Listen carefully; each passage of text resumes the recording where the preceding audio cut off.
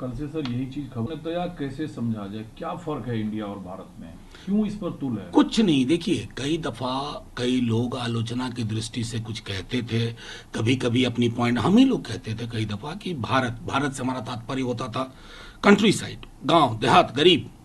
और इंडिया तो वो एक मतलब एक मुहावरे के रूप में इस्तेमाल होता था, लेकिन दोनों का अन्योनाश्रय संबंध है। आप अन्योनाश्रय मानिए, कोई फर्क नहीं है। और ये जो कर रहे हैं ना, ये रिडिक्यूल कर रहे हैं खुद अपने ही लोगों को, अपने देश को।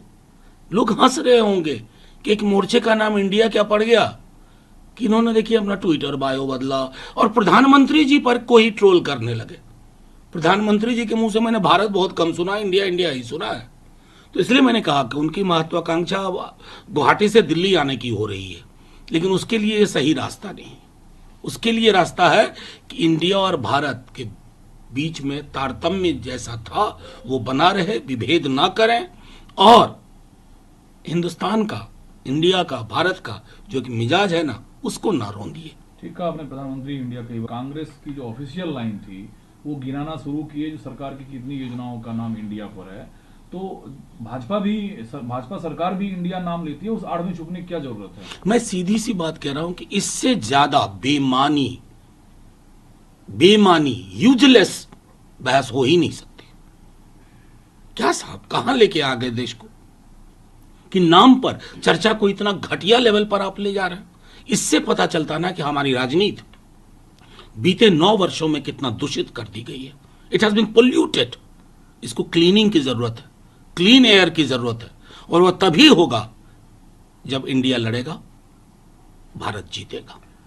यूनानी ने नाम चुना, यकीनन जब 26 दल यहाँ जुटे और सभी दल ये कहते हैं कि वहाँ आपसी भाईचारा दलों के बीच इतना दिखा, तो कुछ अलग अलग और नाम प्रस्तावित हुए होंगे। फिर इसमें यह है कि नीतीश कुमार जी नाराज हो गए, उनसे पूछा नहीं गया। कितने नाम प्रस्तावित हुए थे, कैसे ये नाम तय हुआ? देखिए यही बात है कि अक्सर जो मैंने कुछ ट्वीट बाहर देखे, वैसे लोगों के ट्वीट थे जिनको मीटिंग के अंदर की जानकारी नहीं थी। मीटिंग खुले मन से लोकतांत्रिक तरीके से हुई, और एक लोकतांत्रिक दल में जो होता है, हर व्यक्ति, हर दल ने अपनी अपनी राय रखी। 5-7 नाम आए, हर नाम पे चर्चा हुई, विशद चर्चा हुई, किसी ने किसी को रोका नहीं। हर व्यक्ति अपने हिसाब से उसने चीजों को रखा कि इस नाम के पीछे क्या भाव होना चाहिए, इस भाव के लिए कौन सा नाम उपयुक्त होगा। 5-7 चीजों पर चर्चा हुई। अंततः अधिकांश सदस्यों ने इंडिया पे अपनी राय रखी, और जैसा लोकतंत्र में होता है, मोदी में भाजपा में संभव नहीं है, क्योंकि बीजेपी वाले एक शब्द नहीं बोलेंगे। एनडीए के दूसरे पार्टनर हैं ही नहीं, हाशिए के लोग हैं, बुलाया गया, माला पहनवा लिया गया उनसे, और एक विशाल तस्वीर में पीछे 38 दल लोगों को खड़ा कर दिया गया। वहां ये लोकतांत्रिक संवाद संभव नहीं है। अतः पूरी लोकतांत्रिक प्रक्रिया के पालन के पश्चात ये नाम तय हुआ, और इस नाम के पीछे सभी की मनोभावना सन्निहित।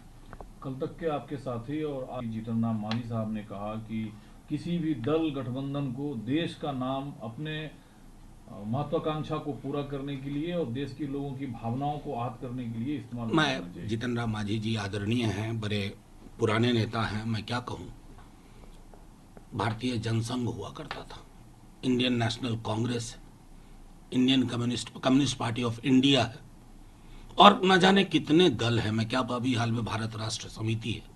तो मैं समझता हूं कि बिना जानकारी के, कि चूंकि अब इस अलायंस का नाम इंडिया हो गया है और जिसने बीजेपी को और उनके सहयोगियों को रटल कर दिया है, तो उसके लिए कोई बेहतर तर्क और विवेक का इस्तेमाल हो, इसका तो कोई आधार ही नहीं। इसका तो मैंने गिना दिया आपको। एक बहुत यूनिक मायावती जी आती हैं, वो कहती हैं विपक्षी गठबंधन से दूरी बनाए रखने के लिए बहुजन समाज पार्टी को सभी कमजोर वर्ग वोट दें, केवल बसपा को, ताकि अन्य गठबंधन केंद्रीय राज्य में मजबूत सरकार ना बना सके।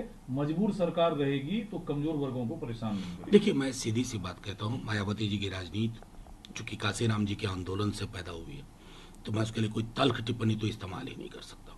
मेरा सिर्फ यह मानना है कि आने वाले दिनों में लोगों की धड़कन, लोगों की जुबान, लोगों की परेशानी जो प्रस्फुटित होगी, जो एक्सप्रेस होगी, वो उसको सुनेगी, और उसको सुनने के पश्चात मायावती जी एक बेहतर निर्णय लेगी इंडिया के हक में, भारत के हक में। इंडिया आप लोग रखे तो देश के नाम पर शिकायत, चुनाव आयोग से भाजपा नेता ने शिकायत किया है कि देश के नाम को घसीटा गया है। इसलिए मैंने कहा कि थोड़ा इतिहास वगैरह पढ़ लें। ये अलायंस है, और अलायंस का नाम वैसे उससे पूर्व भी कितने दलों के नाम में इंडिया और इंडियन रहा है। मैं समझता हूं कि चुनाव आयोग के समक्ष अपनी फ्री एंड फेयर इलेक्शन कराना सबसे बड़ी चुनौती है। उनके उनके बास्केट में इस तरह के यूजलेस मुद्दे ना डालें। इकलौता आप आदमी रिंग में स्टार्ट से एंड तक होते हैं। एक बयान टीएमसी की तरफ से आता है, उनके सांसद कहते हैं ममता जी पीएम होंगी। कांग्रेस ने साफ कहा कि मेरी कोई दिलचस्पी पद और पोजीशन मतलब सत्ता को लेकर नहीं है। तो दूसरे ही दिन ये जो बातें आ रही है कि ममता जी देखिए, जो दल है ना, वो हर दल चाहेगा अपने दल की महत्वाकांक्षा के हिसाब से, अपनी इच्छाओं के अनुरूप कि उनके नेता को एक बेहतर जगह मिले। लेकिन जो मीटिंग का स्वभाव था, मीटिंग का जो चरित्र था, उसमें सामूहिकता प्रबल थी। और डेमोक्रेसी के लिए सबसे खूबसूरत होता है जब सामूहिकता प्रबल हो, यानी कि democracy as a collective, not democracy as an individual. As an individual करके हमने देख लिया कि संस्थाएं खत्म हो जाती हैं, परंपराएं खत्म, रवायतें कुंद हो जाती हैं। हमें वो विकल्प नहीं चाहिए। एक बार बैठेंगे। देखिए, एक बात तो और जान लीजिए, एक चेहरा है हमारे पास, बीजेपी वाले कहते हैं, और अगर इधर काबिल चेहरे अनेक हैं, अनेक बेहतर या एक बेहतर। हम तो मानते हैं डेमोक्रेसी किसी भी दिन, मदर ऑफ डेमोक्रेसी ये कहेगी कि आपके पास ज्यादा काबिल चेहरे हैं, आप ज्यादा काबिल हैं, इसलिए इंडिया जीतेगा, भारत लड़ेगा। तो समावेशी लोकतंत्र हो, आप लोग मंच सजाए। आज वृंदा करात ने कहा ममता बनर्जी जो डिक्टेटर है। तो देखिए, ये भी चर्चा वहां हुई है, इसलिए मैं समझता हूं कि कोई हर दल स्टेट में जहां पॉलिटिक्स हो रही है वहां द्वंद्व है, उसे कहां इनकार है।